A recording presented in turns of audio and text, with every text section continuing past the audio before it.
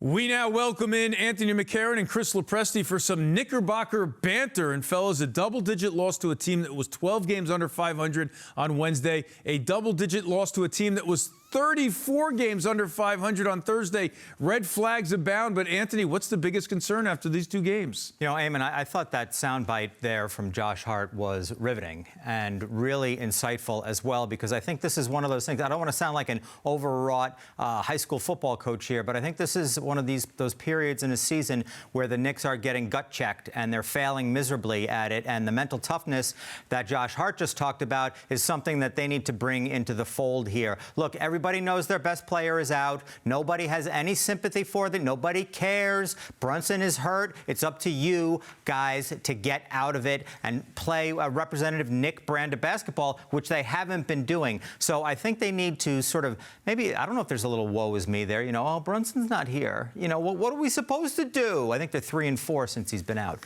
Come on. I mean, get it together. Obviously, they're not going to be championship contenders unless Brunson is at his full powers. But you got to be better than this against two bad teams in a row here. I think he hit on a lot of the things that are struggling for them right now, these last couple of games on the road, because they came back home in that game against Miami and kind of had a party at the Garden and everything was going well and having a good time.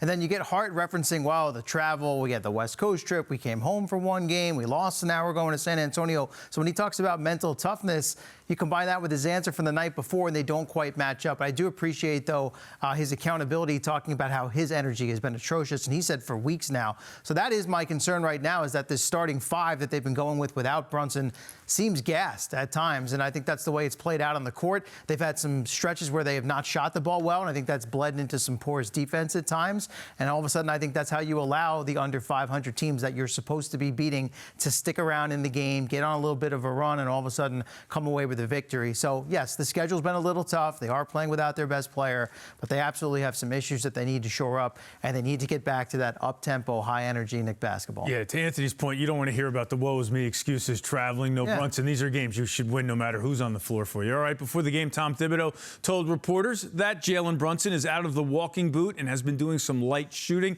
Tibbs also said Brunson will be examined again Friday, and the Knicks are hopeful he'll play a few games before the postseason. All right, guys, we all know, obviously, how important Brunson is. That's been on display the last couple of games. So, Chris, how important will it be for him to get some game action before the playoffs? Yeah, you'd like to see a couple, just for him to knock off any sort of rust, get himself back into rhythm, feeling comfortable, not just for himself and testing out the ankle, but getting reacclimated to being out on the court in a game situation with his teammates. I mean, obviously, these guys have played together quite a bit, and they have good chemistry, but you don't want to be entering the playoff series going into game one, whoever they might draw in round one, and they haven't had a chance to play together in game action. So I don't think they need to press the issue too much down the stretch, but a couple of games leading into that first round of the playoffs would be nice. I think it would be good for the rest of the Knicks to get him back on the field, on the floor as well, and get used to playing with him again. I mean, not just him getting back going, but them knowing that he's there, knowing, you know, his talents are going to show out again, and how much, you know, they rely on him so much. And,